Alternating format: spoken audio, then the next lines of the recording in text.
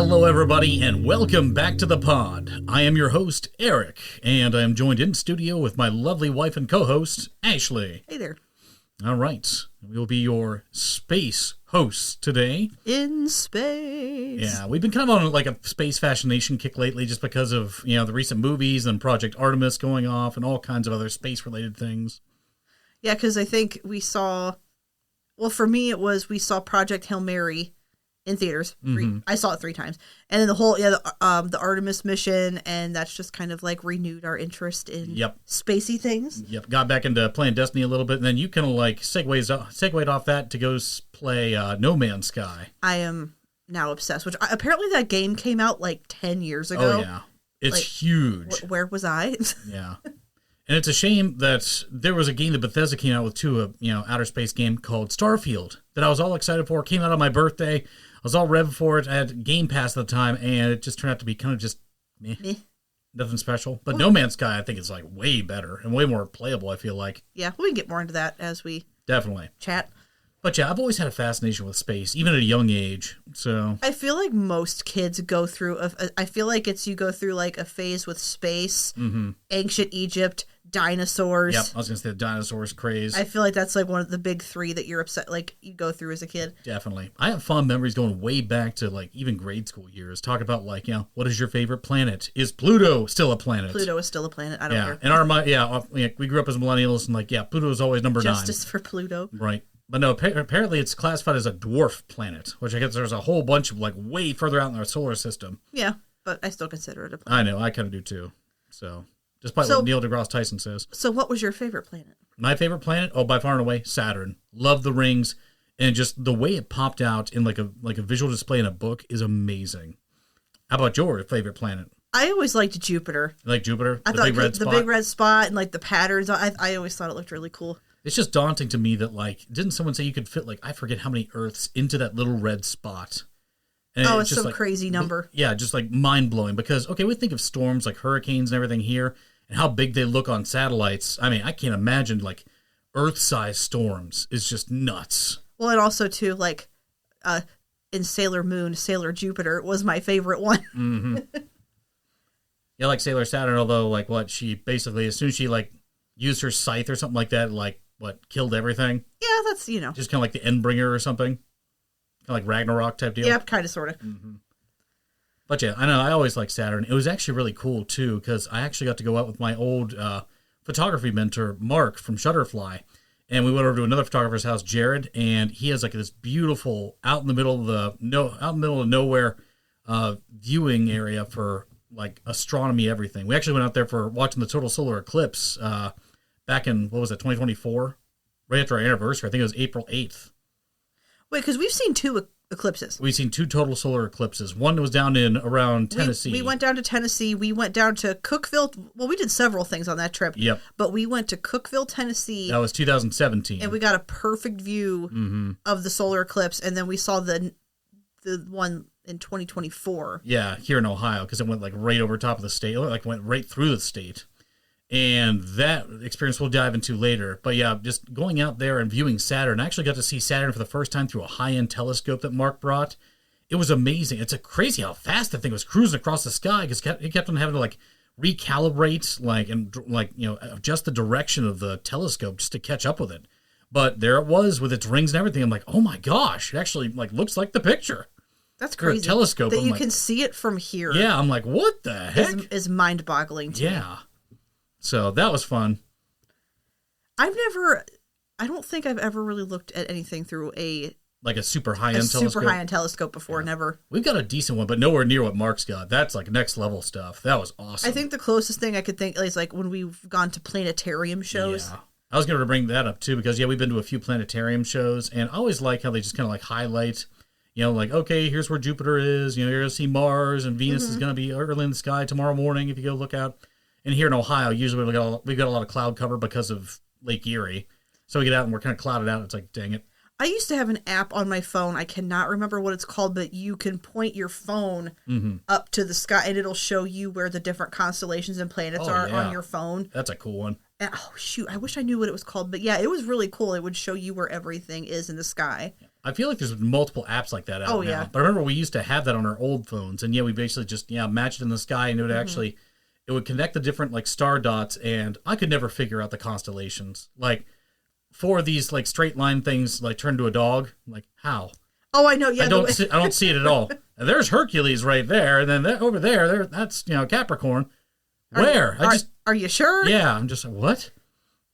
But think about hundreds, thousands of years ago. That's how people navigated was the stars. And that's how mariners back in the day. They would navigate by stars. You know what I would love to see?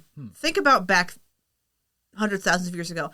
What the stars must have looked like, because we have so much light pollution now. Mm-hmm. I feel like there's very few places where you can get see what the sky looks like. But imagine what the sky looked like. Yep. Well, also too, because like certain stars were probably there that aren't anymore in our time, so the sky might have been actually a little bit different. But there's probably, think about how many stars they could actually see back then. Yeah, because there was not as much light pollution as we have today with all the electric lights and everything. It's also fascinating to me thinking about, like, don't the pyramids line up with, like, particular, like, stars in the sky and everything? They do. Yeah, which is nuts.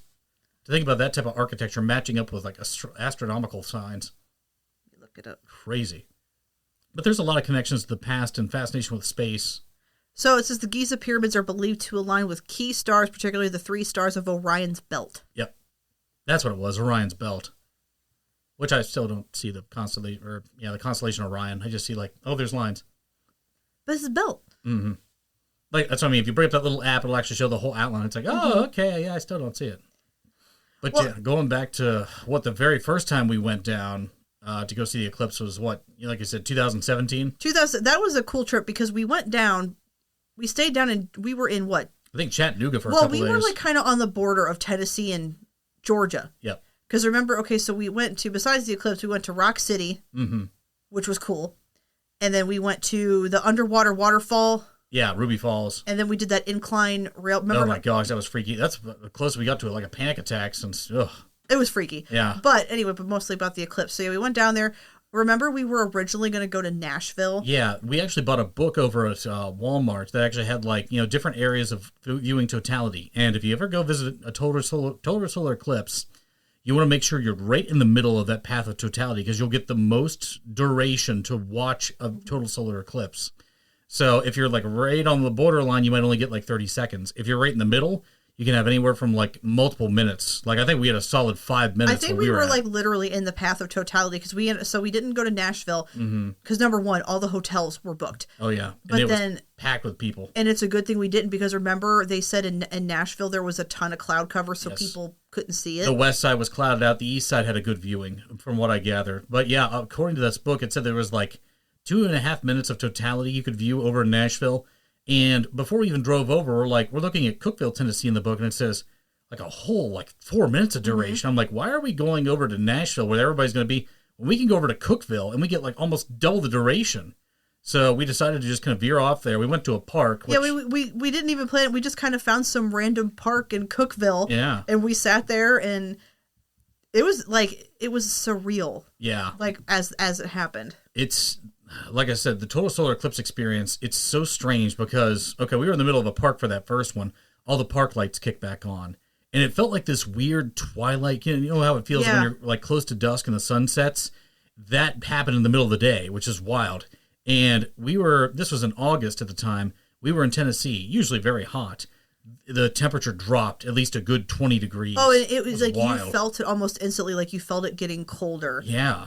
And like just watching it. The birds are going nuts. Yeah, the birds were acting up. Yeah, wildlife was just going crazy. And then before you know it, just like this weird haziness is going on in the sky. And everybody's shadows start to disperse and do all kinds of weird distortions. And before you know it, you look up and there it is, this big old, what do they call it, like a ring in the sky. And the darkest black you will ever see is when, the moon completely engulfs the sun right there. Mm-hmm. And supposedly during totality, once again, there's just a cautionary thing. I'm not recommending anybody do this, but supposedly you're able to take off your eclipse glasses. Oh, yeah, no, during totality, you could take off your glasses to look at it, but as soon as it starts moving, you got to put your glasses back on. Yep.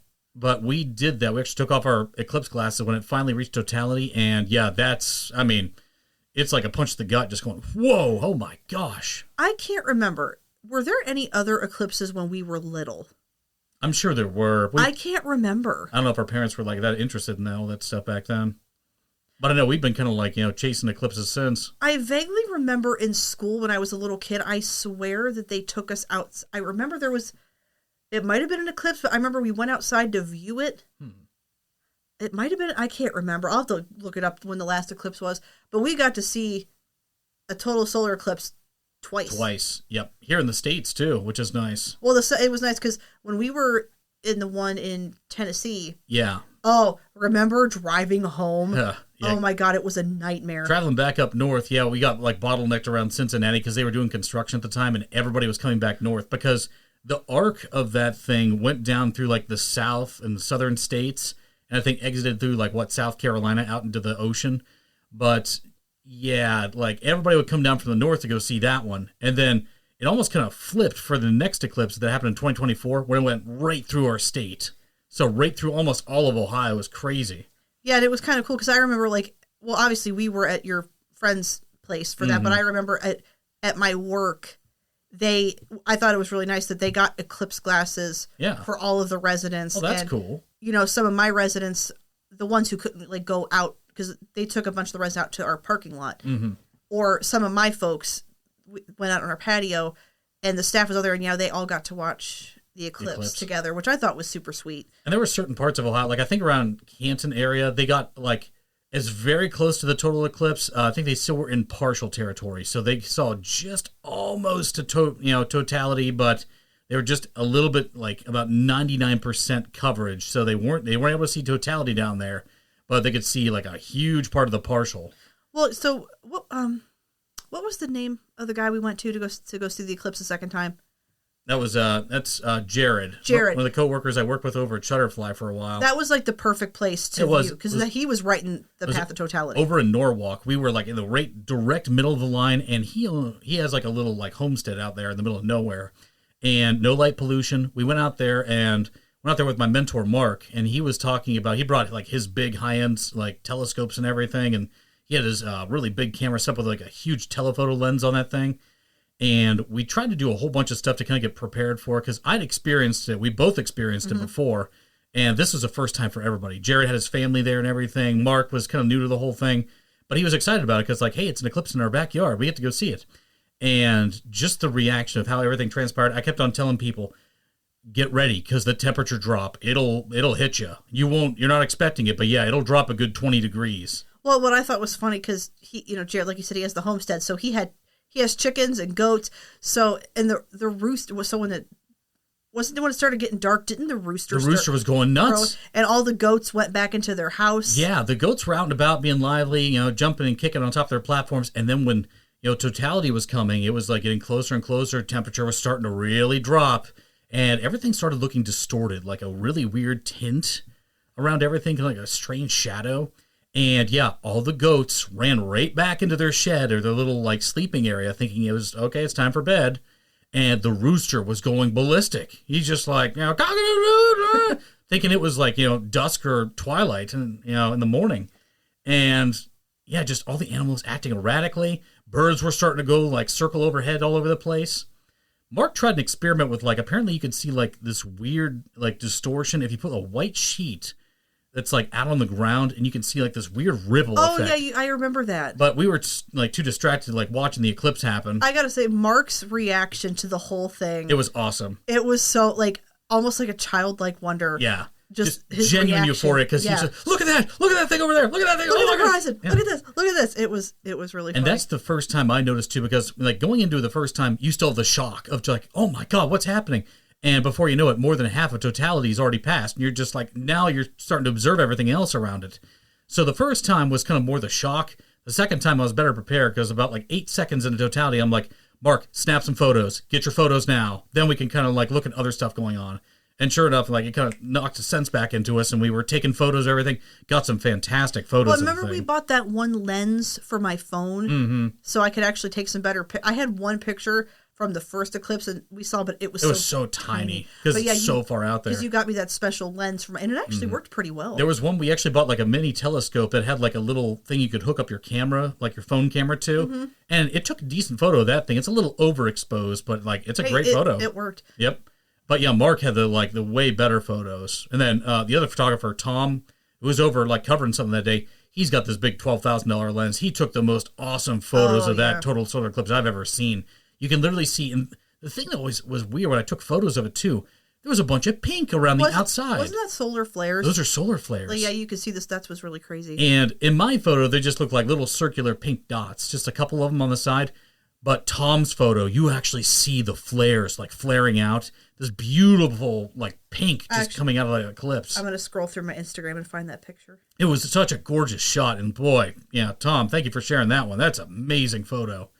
But yeah, Mark's reaction through the whole thing was just like, look at that, look at that. The weirdest thing that I didn't notice, because we're out in the country, no light pollution or anything, we had a horizon in every direction. You look north. Oh, that's right. And it was just like, yeah, the sun's setting. You look west, the sun's setting. You look south, the sunset. The east, the sunset. It's like, what in the world?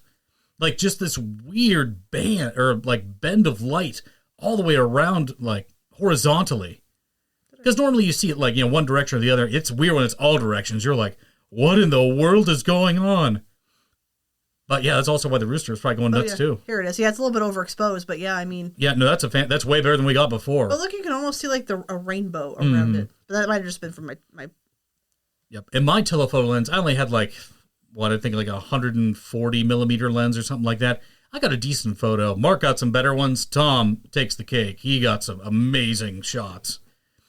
But yeah, that I will always be on the hunt for the next total solar eclipse. So I think there's actually one happening, I think this year over in Spain, like in the northern part of Spain. It's like the very tail end of the total solar eclipse. So when is the next eclipse in the U.S.? Yeah, the next one in the U.S. is not going to be for a while. It's going to be like a tiny bit's coming down into like either the Dakotas or like one of the states over there towards like the middle of the United States. The next total solar eclipse visible from the U.S. will occur on August 23rd, 2044. So we still got like 18 years. Yep, got a ways, but we'll be there for sure. We're definitely total solar eclipse hunters. That is just awesome to experience. Well, March 29th. Oh, wait, that was last year. August 12th, 2026, partial solar eclipse. Nah, you want to go totality. Totality's where it's at. It's awesome. March 30th, 2033, total solar eclipse visible from Alaska. So maybe we should go to Alaska. Take an Alaskan cruise and then go check out a total solar eclipse. I'd be down. That would sound awesome. But, are we still talking about the eclipse? Yeah. Well, no, I was going to go on to the auroras. Oh, we can talk about that next. Because as I was scrolling through my phone looking for the eclipse picture, I saw the pictures of the auroras. Yeah. And I'm like, oh yeah. Yeah, that was another one that happened shortly after all that. Like 2024 was a heck of a year for like Ohio and astronomy. Well, yeah, because I just wonder, you never think you could see but how many times have we technically been able to see the auroras and we just didn't know about it? Honestly, it's happened a couple times over the past couple of years here to see the auroras from Ohio. And it was weird. We're like, okay, we went over to another couple of friends' house, Nick and Abby, and like we were just looking up in the sky, like trying to find this thing, like where is it at? Because we don't really see like any distortion going on. And I remember taking my cell phone camera, looking up at the towards the south, and when I was looking through the camera on my phone, I'm just like, that's a weird pink distortion going through my phone. Apparently, picking up the aurora is easier on a camera than it is your eye.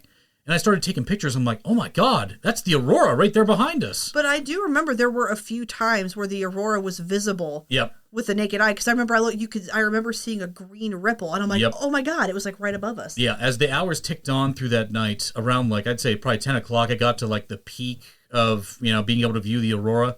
And yeah, we started seeing the big bands of green. You started seeing pinks and purples. We didn't see any blues. No, we didn't see any blue. But yeah, I remember like pink, purple, green. Green was very vibrant. A little bit of red. Oh my goodness. But just looking up, like, you didn't even need your phone at that point. It was just, like you said, visible with the naked eye. You're like, oh my God, there's the aurora. And we took tons of photos. And Nick and Abby had a good spot to see too, because they live kind of out, like, I don't want to say out in the middle of nowhere, but they got a lot of land and there's not a lot of light around them. Correct. Yeah, no light pollution. And that's the key with a lot of this stuff. So there was actually a meteor shower, I think, we went out with Mark out in the middle of nowhere, too. It was at some observatory somewhere. We went there and we got clouded out. Oh. So that was another chance where we wanted to go out and like get some type of like astronomical, like, special things going on. Well, I remember, my earliest memory I have of a celestial phenomena, if you will, it was middle school. My dad had just picked me up from basketball practice at Grill Elementary. Mm-hmm. Yeah, I think, was I in middle school? Yeah. Or was I in 5th grade? Anyway, yeah, I think I was in 5th grade basketball practice, and yeah, he picked me up from girls' school. We were driving home, and all of a sudden, look up in the sky, there's all these, like, streaks, like fireballs. Shooting stars. In the sky, but there was a whole group of them. It was like a meteor. Like a meteor shower. Yeah, but it was the weirdest thing, because you could just see, like, the whole little group, there was, like, just shooting across the sky. We're like, oh, my God, what is that? And then I think it was in the paper the next day that, yeah, there was, like, a meteor. I have to remember what. I don't know if it was exactly a meteor shower, but I don't know if, like, a meteor broke up in the atmosphere. That's usually what it does, and it burns up once it hits Earth's gravity. It just, like, But, it was, yeah, I remember it was, like, I think we were joking around, it was, like, aliens or something. But that was, I think, I was in 5th grade. And then speaking on those lines, too, recently over on St. Patrick's Day up in Cleveland, they started having, like, a couple meteors that, like, kind of skewed overhead, too. Oh, that's right. So there were people freaking out just like, I think I just saw a meteor fly over Cleveland. Weren't there a lot of meteors lately? Yeah, I think so. That's what I mean. Ohio's been like a hotbed for all this stuff. Or it could have been Superman, because Superman was made in Cleveland. I would say maybe it's aliens. The aliens are coming to take over. Faster than a comet. At this point, I'd let them, like, sure, whatever. Yeah, but that's cool that, the meteors are kind of like going overhead. Interesting. Yeah, I forgot. Yeah, St. Patrick's Day this past year. Yeah. Just like, that's a heck of a celebration. Get loaded up on beer. I think I just saw something up in the sky. I don't know what the fuck it was. It's like drinking too many things. I'm starting to see fireballs everywhere. Well, so since we've been talking about space things, so we mentioned Project Hail Mary at the beginning. So that movie really blew up. Oh, yeah. And, well, first of all, so I read Project Hail Mary. I read the book, I think, last year, and I loved it. And shortly after I read the book, I found out the movie was coming out, and I'm like, holy crap. So then I was really, really excited about this movie. And like I said, I saw it 3 times. Well, you dragged me to go see it, and I'm just kind of like, I've seen a lot of these, like, space sci-fi movies, and they always end with, like, some type of creepy storyline, or kind of like, just very kind of like, I don't know, borderline horror a lot of times, like the movie Aliens and everything. Oh, those are great movies. Yeah, but I'm just like, I kind of like, I never really see, like, an uplifting ending. And once again, spoiler alert, if you haven't seen Project Hail Mary, tune out now. Yeah. But yeah, that actually ended with a happy ending. Well, I mean, so the basic storyline of Project Hail Mary is the sun is dying, and astrophage, it's being eaten by space germs, or they call it astrophage. So it's basically eating the sun. And if something isn't done, that they basically said, like, over half of the Earth's population will be dead in 30 years. So they start this mission called Project Hail Mary as, like, one last... It's like a long shot. A long shot. Hail Mary to try and, like, potentially save Earth from impending doom. Well, because they found out that there are other suns that were infected. And there was one sun that wasn't. So they sent a crew of 3 people it was Tau Ceti.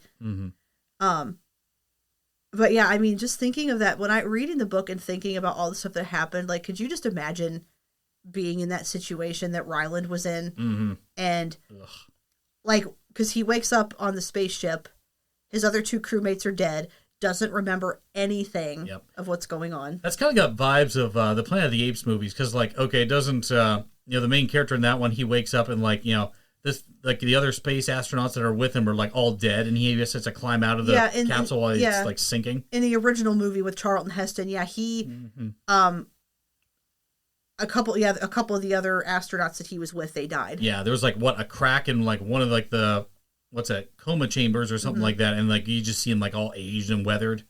But my favorite thing about Project Hail Mary is Rocky.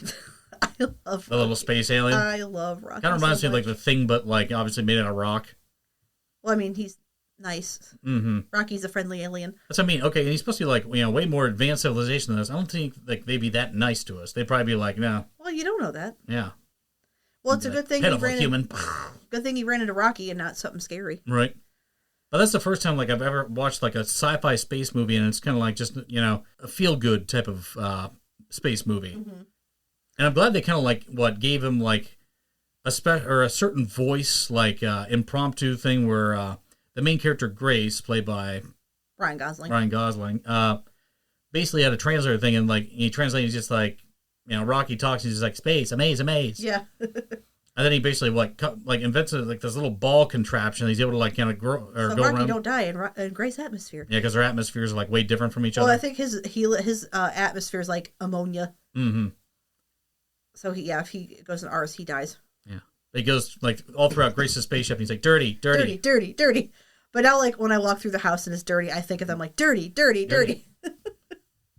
But it is a funny movie. So, and a very feel-good movie, which, like I said, is kind of rare for the genre. And honestly, it's very rewatchable. Which you would think like a movie about the sun dying wouldn't be a feel-good movie, but...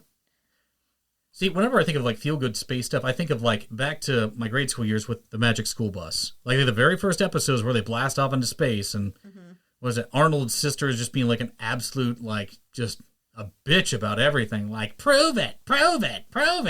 And she's like trying to gather crap from like every single planet they go to, and, like loads down the bus.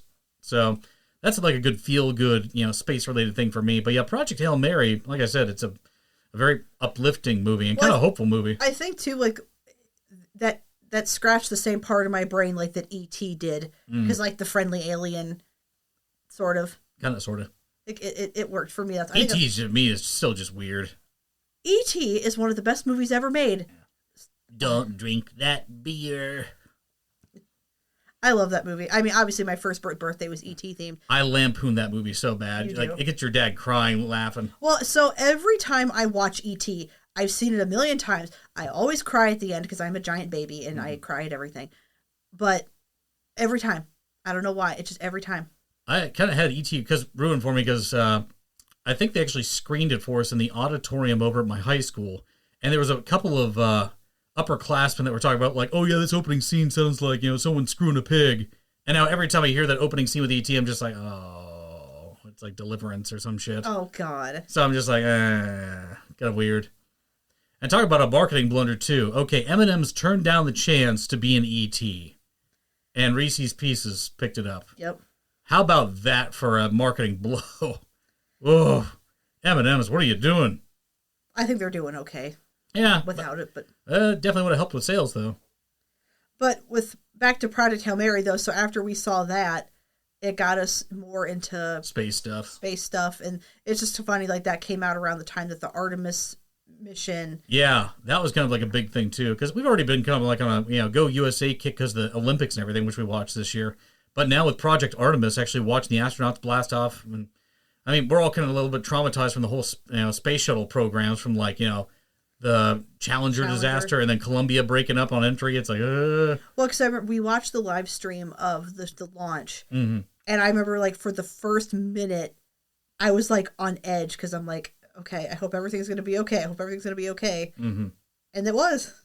It was kind of cool seeing, like, there were different channels on YouTube and, like, different things you could watch in real time, just, like, how far they were going, how fast they were going was mind-blowing to me, just like, oh, my God, thousands of miles an hour? Are you kidding me? And then, like, how far to the moon? I'm like, oh, my God. Well, because didn't they loop around the Earth? They basically, they orbited around Earth, I think, real quick to slingshot over to the trajectory around the moon, orbited the moon one time, and then came back to Earth, I think is how it worked. But to have the, like, mathematical brain power to calculate all of that down to, like, an exact second is just mind-blowing to me. So that's some incredible, like, calculations there. The one thing I saw, the one astronaut who his wife had died, and they wanted to name the one bright spot on the moon Carol after his late wife. Oh. And they all the other astronauts hugged him, and it was like so touching.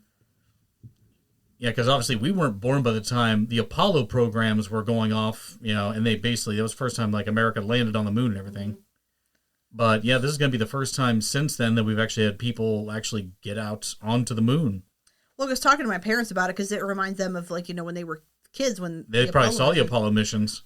Well, because the first moon landing was 1969. Correct. Actually, July 20th, 1969 is my mom's birthday. So that would have been on my mom's birthday. So that would have been her 7th birthday? Boy, what a birthday present. Wait.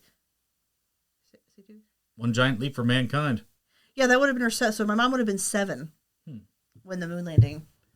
It's going to be interesting. Like, I think in the 2030s or potentially early 2040s, we might see someone land on Mars, which to me is just mind-blowing. I think that's what they're working up to, because a lot of people with Artemis like, why are we going back to the moon? Yeah. Blah, blah, blah, blah. We're just wasting money to send a woman and a black man up there. Blah, blah, blah. It's like, no, because they're trying to prepare to go to Mars. Yeah. Well, I also do think they're trying to, like, further, like, scientific study about living longevity in space. So they might build a base on the moon, and kind of like what we were experimenting with the International Space Station, like the effects on the body and everything. Well, and so speaking of Project Hail Mary and Andy Weir, he actually wrote a book called Artemis, and it's about a colony on the moon, which was cool. Did he also write The Martian? He did. Okay, we saw a little bit of that movie too. I watched it because after reading and seeing Project Hail Mary, I read The Martian, and then I watched the movie. Good movie. Yeah. But once again, a lot about like space survival type stuff. Well, so in The Martian, it's about one astronaut gets left behind. They think he's dead because there's like this really bad storm, and they think he gets hit by debris, and they think he died. But no, he was still alive, and he got left behind on Mars. Oops. Interesting. I know one of my favorite games I always play with Sean and Jeremy and the guys is a board game called Terraforming Mars, which I think is kind of an interesting concept. I still think Mars is too far away to try and terraform to actually bring life back to the planet, because I think it gets way colder than Earth does. Because the trajectory of like the orbit around the sun. Well, we haven't even really found a way to terraform our own planet.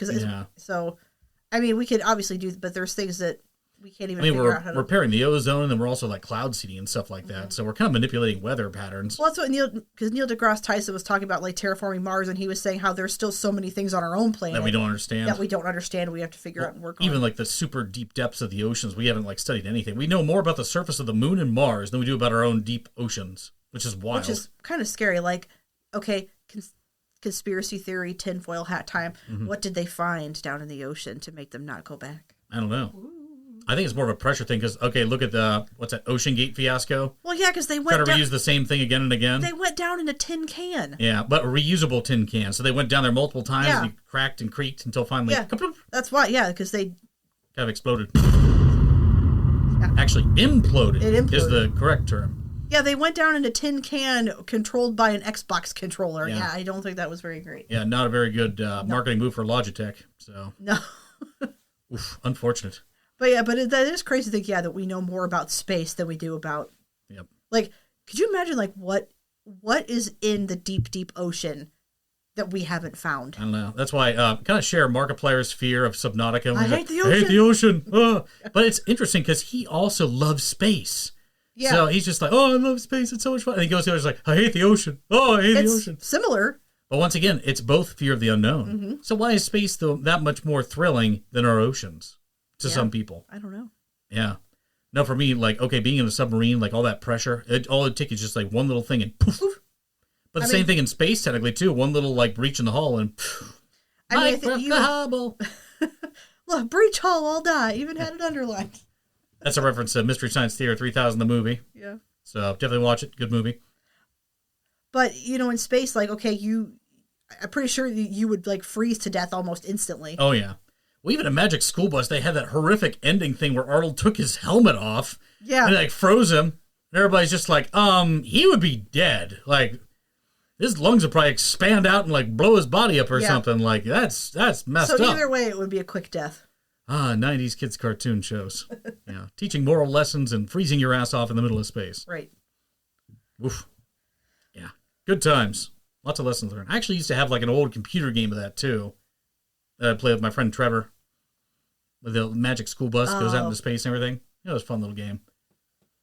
I don't really... I mean, obviously I play, like, space games. Like, I mean, obviously, like... Metro. I mean, there's all... Metroid as a kid, that was in space. And...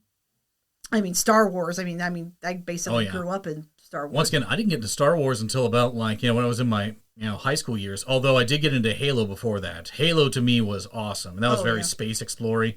And the concept of a ring world is a very interesting thing because you could basically make artificial gravity, which they kind of did in Project Hail Mary. Yeah. The spaceship would actually tilt. Centrifuge. Yeah, and basically would spin around and create an artificial gravity so Grace could walk around normally. Because, whenever that thing wasn't spinning, he'd obviously be like floating everywhere like, oh. I wish I could experience zero gravity just once, They have those type of chambers. just to see what it feels like. I think they have them over in Vegas, don't they? Right? You can basically go in and basically have to kind of like tuck against the wall and like roll up into a ball, and then once they turn the engines on, you can basically just like float around and like go flying around everywhere. That would be cool. Yeah, that would be a wild experience. Or you could be like Katy Perry and pay all that money to Jeff Bezos to go up. I'm an astronaut now. Please. She's an astronaut. I'm a supermodel. Come on. Hey, according to them, though, they're astronauts. No. Yep. Who needs NASA or years of study in astrophysics? We're just going to go up in this little thing, and then gently fall back down. We're astronauts now. Yay! But why Katy Perry? I don't know. Of all people. Like, I could understand they took William Shatner up there. I could understand that. Yeah, that was fun watching Shatner. He's just like, oh, wow. Wow. Oh, my goodness. But I still think one of the wildest things I've seen during my lifetime is Felix Baumgartner with that massive, basically like a space jump. He went up in that one thing that basically was like a big weather balloon thing with a little capsule, and he literally had like all these GoPros around, like not only his capsule but his suit. He's like, I think I'll go home now, and just simply drops from like tens of thousands of feet up. I forgot that he.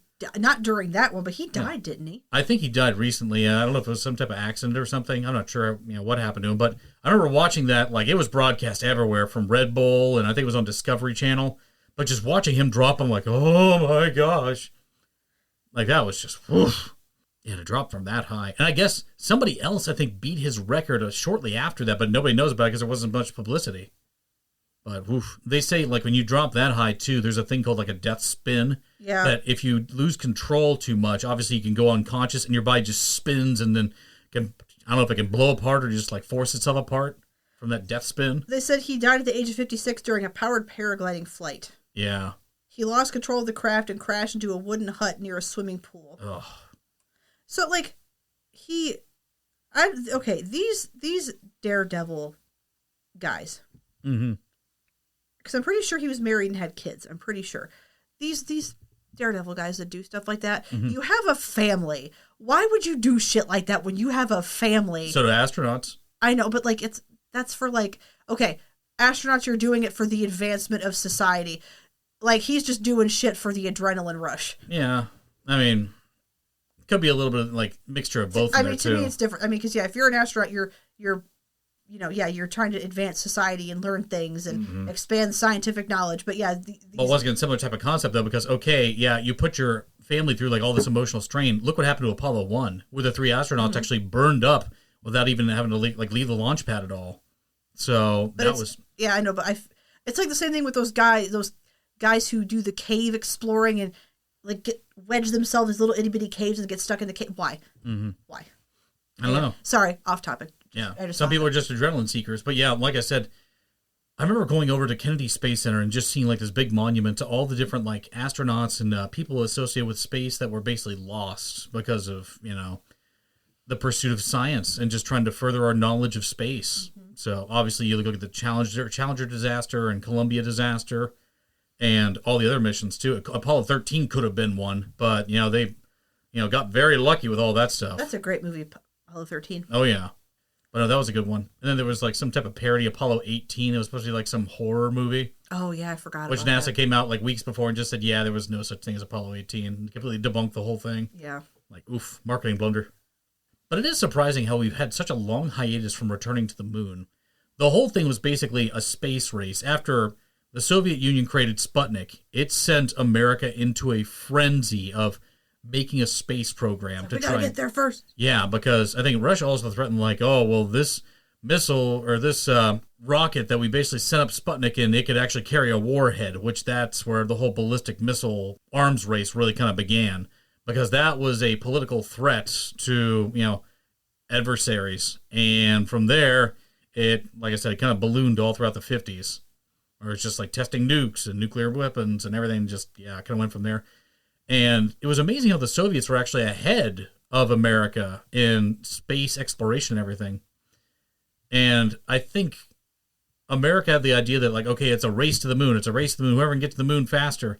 And I guess the Soviets took a completely different direction. Like, they weren't, like, superly obsessed with going to the moon. They were actually more obsessed with Venus and exploring Venus. They sent multiple probes out there. Well, and didn't all the probes, like, they'd send a probe down, but it would melt. It would, yeah, basically disintegrate. And, like, they actually had a few that actually went through. And each subsequent time they tried to, like, send a new probe out there, they got a little bit more information back. And the one, actually, they thought was a complete failure. They went back and checked a couple weeks later. They found a very weak transmitter signal that came from Venus that actually showed, like, the temperature. It was at some, like, ridiculous temp, like 500 degrees or something. Did we ever... There's a picture of the surface of Venus. Don't we have a picture? I think so, that they actually took. Yeah, I think there's only a couple, because the probes don't last long when they get to the atmosphere. Yeah, and because I think their cameras... They actually had 2 cameras set up on this thing. The back camera failed. The front camera took that photo and actually transferred it back to the Soviet Union, and they got their first picture of Venus, which is wild. I think it's on Google now. Well, and the other, like with space program stuff, do you know how many animals have been sent into space? Oh, yeah. Because there's fruit. They sent up fruit flies. Mm-hmm. They've sent up dogs, cats, monkeys. The most infamous one was probably when the Soviet Union sent up Laika, that one dog into space, and they had no intention of bringing her, back down. And from there, like, she's been kind of immortalized in all kinds of different, like, pop culture references. I think in Marvel they made, Laika like a living entity. There's even a Laika Studios that created, Coraline. Oh, yeah. And all, like, the, like, stop-motion-y type of stuff. They're getting ready to come out with a new movie, too. But Laika is based off of, or honoring, or paying homage to, that first, cosmonaut dog. I'm looking here. It said over 32 monkeys have been sent to space. Ish. And they said mice, tortoise, spiders, tardigrades, and squid have been used for various biological studies. Mm-hmm. One of the wildest things, too, about the whole space program, which a lot of people don't know, is, especially for America's program, NASA was founded by a lot of old scientists carried over from World War II. And they weren't exactly allies. They were actually German engineers that were basically under Hitler's party at the time, and through an operation called Operation Paperclip, were brought over to the United States to basically be scientists here under, like, specialized circumstances, and they actually helped found NASA, including one of the very first guys to run NASA was Wernher von Braun, one of the guys who developed, or helped develop, the V-2 rocket that bombed London. He was the one instrumental in, like, helping design NASA and building our first rocket that took off into space. So our entire NASA was actually built off of German technology from World War II. And that's how we ended up getting our space program. Basically founded by, or at least taken Nazi scientists to help kind of create NASA. So were they, like, promised immunity or something if they came over to work on that? I think they were given amnesty, yeah. Or basically just like, they were absolved of any crimes as long as you helped, like, scientifically advance whatever you do over here. Operation Paperclip worked with a bunch of different scientists and other Germans after the war. But that was also another thing, too, I think that happened during World War II, where I think the Soviet Union was so obsessed with taking Berlin, they weren't thinking about, like, any of the southern countries or southern areas of Germany. And that's where a lot of, like, the scientists were. So I think the United States just like, okay, Russia, you can go take Berlin. We'll take the southern part of Germany, and that's where they got Wernher von Braun and a lot of his, like, colleagues and scientists, and brought him over to help form NASA and rocket technology and everything. Interesting. Yep. So yeah, interesting little dark history of NASA there. So, and from there, obviously, you got landing of the moon, you got the space shuttle program, you got obviously now Project Artemis.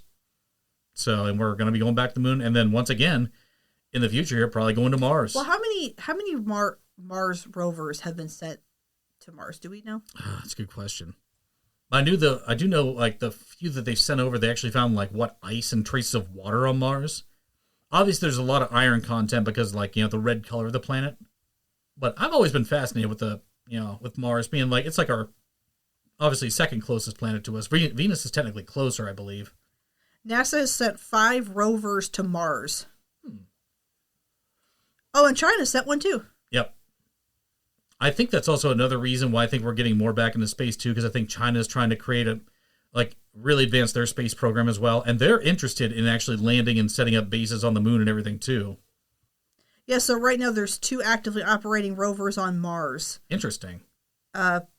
Curiosity and Perseverance, while China's rover landed in 2021 and entered hibernation in May 2022 and has not successfully reawakened. But the other 2 rovers that were up there are no longer operational. Interesting. So there's 2 up there right now. But yeah, I've always liked Mars. I always thought it was interesting. And then obviously there's that one science fiction book, John Carter of Mars. Yeah. Which I actually really liked that movie. I thought that was an awesome I know, story. That turned out to be a huge flop. My dad is a huge fan of those books. Yeah, I think he's read all of them. I have not read John Carter, but I'm interested in it because with all the audiobooks I read anyway, it'd be nice to recreation read it. Well, and speaking of Mars, I just started a new book today called Red Rising. Mm-hmm. It's about Mars. It's about a society on Mars where there's like different factions of society, like that are different colors. Like if you're red, you're at the bottom, and they're underground in Mars. They're thinking that it's, from what I gather, they think it's not safe to go to the surface, but apparently the whole surface of Mars has been colonized. Oh, and the people that are working underground don't know that. They're basically like slaves for the rich people that live on the surface of Mars. So it's like their socioeconomic, cautionary tale as old as time. Well, because they got the high. You got the working class, and you have the elite class. Because there's a high society, I guess they're gold, and the red, you're down at the bottom, and they're like miners working underneath the surface, and they have no clue that there's this society is flourishing. Interesting. I'm trying to think of other games that we play that are kind of space related too. Well, so I talked about No Man's Sky. So I just started playing that. That game is massive. Yeah, it's massive, crazy big. You can go to multiple solar systems and different planets. How many planets are in the game? So there's over 200 galaxies. Jeez. And there's I just looked it up a couple days ago. I remember even playing the newer Star Wars games too, Jedi Survivor and stuff like that. Those games are pretty big, and I like the whole process where you're flying from planet to planet. It's really cool with the animation. Let me see.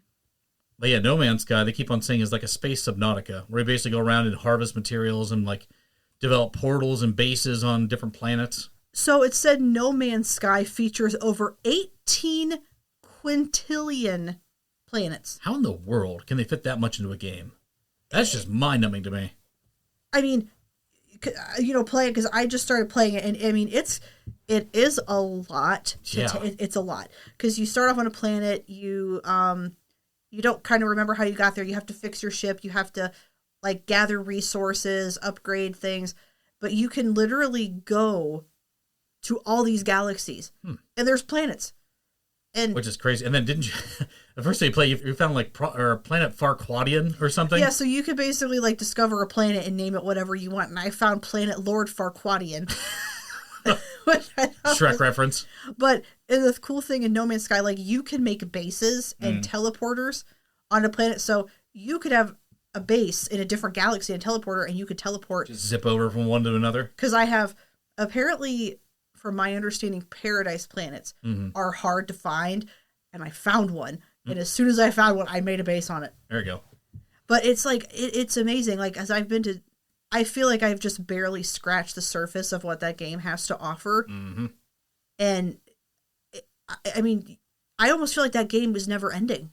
There's so much to explore. You could build your own ship. Mm-hmm. You could build your own. I think you could help build a settlement. You could build a base. Yep. I know as soon as I sink my teeth in this game, much like you did with Hogwarts Legacy and everything, I know I'd probably really get into No Man's Sky.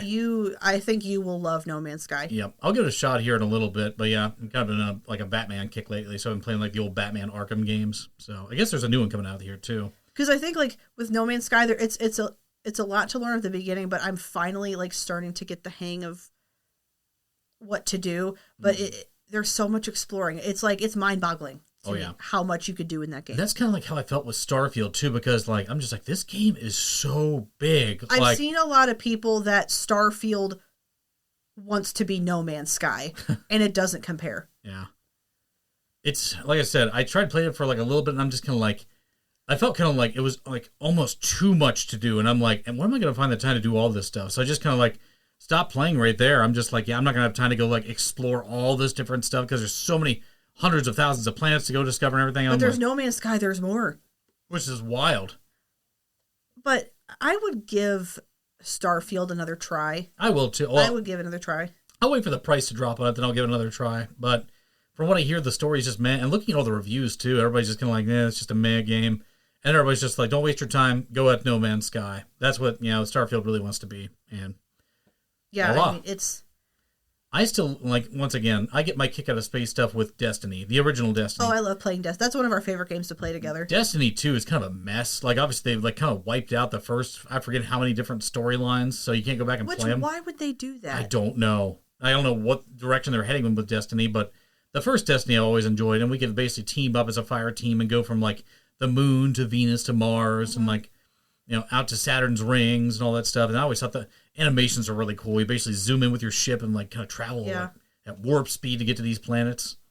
So I always got a big kick out of that. Getting all kinds of, like, special upgrades and everything. But, yeah, space exploration's always been fun. Even in movies, too. Like, even seeing Guardians of the Galaxy for the first time was such a treat. So, completely random and off the wall. There's still one space movie I haven't seen, and I feel like I need to watch it, is Interstellar. Yes, that's another one I gotta watch, too. I pretty much know what happens, but I want to watch it for myself. That's the one with Matthew McConaughey going, No, don't let him leave, Murph, no! I need to watch it. I've never watched it. Yeah. I keep on hearing from people like, that's like a generational film. You need to watch it. Yeah. So we'll definitely watch that sometime here. But I honestly thought Project Hail Mary is kind of in the same ilk. Like, it was honestly a really defining space film, and I really enjoyed it. So, more than I thought I would. Because going in there, I'm like, oh, another space story that's probably going to end in tragedy. And no, it was actually very uplifting and hopeful. I'm like, this is such a different feel than what I'm used to in a space film. Mm-hmm. So, I really enjoyed it. Amazing. Fist my bump. It's a phrase by Rocky in the movie. Mm-hmm. And he always gives like a thumbs down instead of a thumbs up, right? Because he can't do a thumbs up. He has to do a thumbs down. Mm-hmm. But, okay, so when the movie came out, the movie theaters came out with a Rocky popcorn bucket. Mm-hmm. Couldn't find it anywhere. Oh, they were all sold out at almost every local theater. But Eric, being the sweet man that he is, what you called... Saving the day, as I usually do. And... You drove all the way to the Maslin movie theater to get me a Rocky popcorn bucket. It was the last one. Half hour to 40 minutes away. I called down there, and they're just like, we have a couple remaining. And I'm like, okay. So I'm like, Ashley had a friend over, so I'm like, okay, she's busy entertaining, her cousin. Yeah. Heather and I were having a heated rivalry watch party. Yeah, and I'm just like, went upstairs, and I'm like, well, good news. They have a couple of those popcorn buckets left over at the Maslin Theater. You can chill here with your cousin. I'm going to zip down there and grab it, because if I wait another day, that'll be sold out. Because there's still there was like a late showing and like another showing that were going on. So I'm like, somebody could snag those last few popcorn buckets. So I'm like, you stay here. I'll drive down there and see if they got it and buy it if they've got it. Sure enough, I go down there, and yep, they actually had the one remaining, and I got it. And I'm just like, thank goodness. And yeah, basically I came back, and you were just like so euphoric. Just like, oh my God. Because I wanted that thing so bad, because when I read the book, I loved Rocky. Mm-hmm. And even though when I remember reading the book, I'm thinking to myself, if something happens to this little rock alien, I will be so mad. Amaze. But and the thing is, even though I read the book and I know what happened, there were still parts of the movie where I was like on the edge of my seat, like where they were going fishing. Oh yeah. That whole sequence. I mean, it's like edge of your seat. I know. I already know what's going to happen, but I'm like on the edge. Yep, and then like the whole ship was just like integrity breached. I know, I'm like, oh my God. Yeah, definitely apparently in the book though, from what I heard from people, like that took way longer in the book to make that. Yeah. Well, and also him and Rocky were together for a lot longer time. Mm-hmm. Well, I figure they kind of just speed everything up though, because it's already obviously it's a movie. It's almost like a 3-hour long movie anyway, so it's a long watch. Well, and I think from when Grace left Earth to when he sent the samples back. Mm-hmm. I think it was like 13 to 18 years had passed. Yep. Sounds about right. Because one of the ending scenes there when they get the probes back, it shows the main commander lady, she's on a ship. There's a bunch of ice around there. Everybody thinks it's the Arctic. It's actually because the Earth has cooled so much. Yeah, so my understanding was that because the Earth had cooled so much, the oceans were frozen over, and that's she wasn't in the Arctic. It was just because it's so cold now. Correct. So that's the first assumption I got, but a lot of people are just like, oh, I thought they were in the Arctic. No, it's because... It's because, 13 years had passed since Project Hail Mary. They finally got the probes back, and they can do something about it, which I don't know how they could mass produce, the, cure of everything in order to, cover a planet. They're smart people. I'm sure they figured it out. It's like, you'll figure it out. That was one of Grace's last... Yeah, because... Well, that's what she said to him. You're smart. You'll figure it out. And that's what he said. Yeah, kind of returning the favor. And at the end, he still got to be a teacher. Mm-hmm.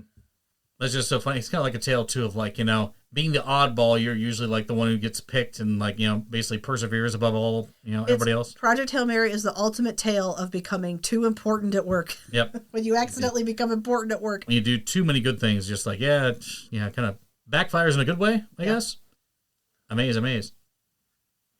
So, but I am curious to actually like read the book or even listen to the audiobook, which I thought was interesting too. Seeing in the movie theater, they actually had, I think, the narrator talking about like, after you see the movie, be sure to pick up the audiobook. And I've seen a lot of people on Book Talk say the audio book is really good. Yep. Obviously not narrated by me, but another, fellow audiobook narrator. Well, yeah. So, I'd love to do a space book too. That'd be kind of cool. Yeah. I'm thinking of the space sphere in space. So much space. Space. So much space. Space. Actually, one of the cool space things I can remember, kind of segueing off this, growing up, I remember watching Late Night Cartoon Network, and they had a show called Space Ghost Coast to Coast. Oh, God, Space Ghost. I love that show. So just kind of like a late night talk show. They just talk about random stuff.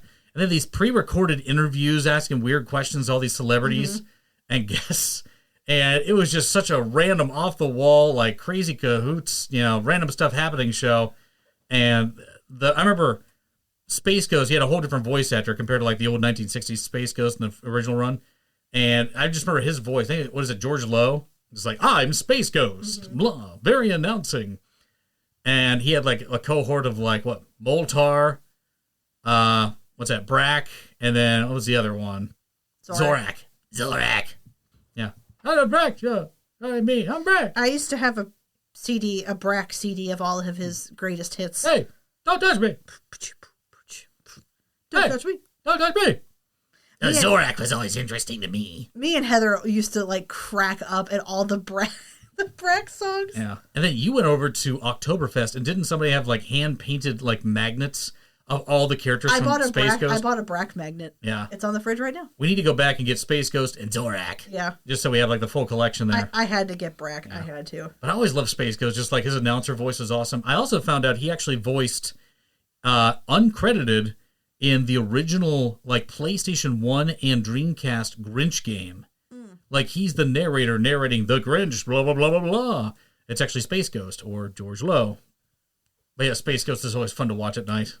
Was that on Adult Swim? That was. Yeah. That was a good one. That was like the very like origins of Adult Swim. But yeah, they had all kinds of like kooky stuff going on. They were just like, once again, throwing programs out there just to see what sticks on Cartoon Network, because they were just trying to make a go of it. Same thing with like the cartoon show and like Toonami and all that. It was all experimental. So, speaking of space, I was just thinking of anime in space. So I remember, Gundam Wing. Oh yeah, that was about space colonies and Gundams. But the one thing in Gundam Wing that now that I think about watching it, so like they wanted to destroy the Earth. Like there was this one character who wanted to destroy the Earth and just have the colonies. But if you destroy the Earth, where are you going to get your resources from? Right. Unless there's like star or other planets or something that they colonized. Because at the end of the anime, they were trying to crash a space station into Earth, and it would have been really bad. But I'm like, yeah, you want to destroy the Earth, where all of your resources come from. They really don't think this thing through with a lot of these things, do they? Duh. But also, I just thought about Toonami. Yeah, it's technically the Toonami ship is cruising through space with a little alien, alien host, Tom, and like his AI sidekick who's just kind of like, basically taking control of everything. So yeah, even that was kind of spacey back then. There was a lot of like space references growing up, looking back. And even Dragon Ball was kind of spacey as well. Oh yeah, that was, with Saiyans and Namekians and Frieza. Well, and then thinking, sorry, I'm segueing to another space-like topic. The song by Queen, 39. One of my favorite songs. One of their earlier songs, too. It's about space exploration. Yep. In the year 39, assembled here the volunteers. He talks about, like, going out to space and then it's just like a year, or like what? They feel like a year goes by to them, but they come back and it's been like 100 years on Earth. Mm-hmm. And, one of the lines, your mother's eyes, from your eyes, cry to me. Basically, he meets like his grandkids or something. Yeah, like that, Just because that's a great song. Oh, it is a fantastic, very haunting song. It is very haunting. Kind of like that with the Edmund Fitzgerald song. That's a haunting song. Yeah, both of those are very foreboding, haunting. So ominous in different ways. But I like that Queen song, number 39. Probably blasting that coming 2039 for sure. Might listen to that after the pod too. Mm-hmm. So good stuff. But I'm trying to think of other like space-oriented things. I remember we watched a documentary, The Universe, for a while as well. That was a good back one. in the day. They also talked about like the effects of the full moon during like a shift and different like work professions. Is there any truth to the full moon thing? I never thought that was true because I'm always like, oh no, that's probably a bunch of bull crap. Oh no, it is accurate. I don't know. Full moon affects people in the healthcare system. So you talk to people who work in hospitals. They say the full moon shifts are the worst shifts. And then so I work in dementia care. Same thing. Like the day of the full moon, even the day before. Erratic behavior. Yes. I cannot describe it. It's. They also say police call or get way more calls during like full moon nights and everything too, which is wild. Because sometimes like I could tell, like I'll be like, is there a full moon? And I'll look, and sure enough, it is because for some whatever reason, too many weird abnormalities going on. You're just like, is this a full moon day? Because it makes my residents act differently. Like sometimes they're more agitated. So is that just a tinfoil hat thing, or is that legit? You feel like? I think it's legit. I feel like it's legit for sure. I've worked in healthcare long enough now to have seen the effects of it. Like it's. Because, like I said, I'm like, oh no, that can't be right. But it's true. Yeah, it's true. I feel like it is too. It's after all the things I've experienced, like it's just weird stuff goes on during full moons.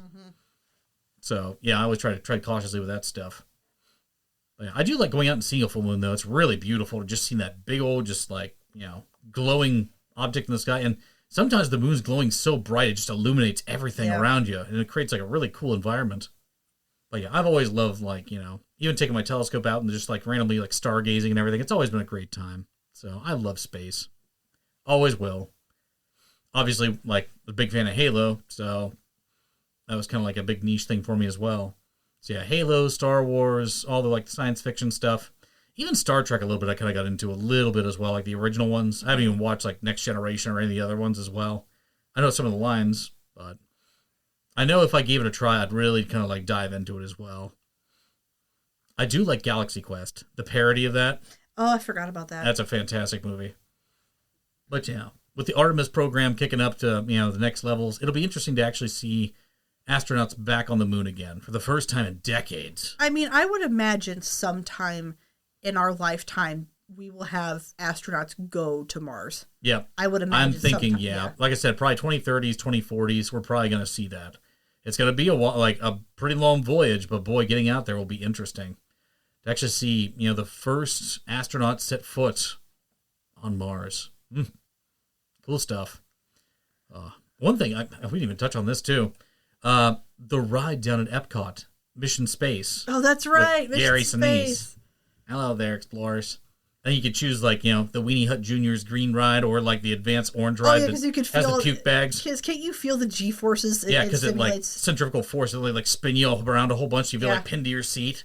That's, I mean, once again, dated ride by today's standards, but back then I'm like, ugh. It's still a cool ride. I like it. Oh yeah, you definitely feel it. I feel like that was more interactive than like the simulated shuttle launch sequence they had over at Kennedy Space Center, where you just kind of like jiggled your seat around a little bit. Jiggle your seat a little bit. It's like, oh no, Mission Space is a whole different beast, where you're just sitting there pinned to your seat like, ugh, oh my gosh. Wake up, astronauts. We're almost there. There's an asteroid field. You got to navigate through there. It's like, shit. Press the button. You didn't press the button. We had to automatically press the button for you. Yeah. You're just like, oh my God. How are we going to make it on this simulated ride that's totally in a controlled environment? But no, that was a cool ride back then. Once again, I don't know how it's held up through the years here. It might still be pretty cool. But we haven't been back to Disney about like a decade now. So, but yeah, that was fun stuff. I'm looking forward to all the future space stuff, as time goes on here as well. Because I think the fascination for space is always going to be there. Even from, past, astronomers and explorers to modern day. So it's the last final frontier. Space, the final frontier. Yep. I think we'll probably wrap it up now. What do you think? I think we've talked about space enough. Oh, yeah. So thank you, everybody, for joining us on our wonderful space cruise. And we'll see you next time on the next It All Depends on the Situation. Have a good one.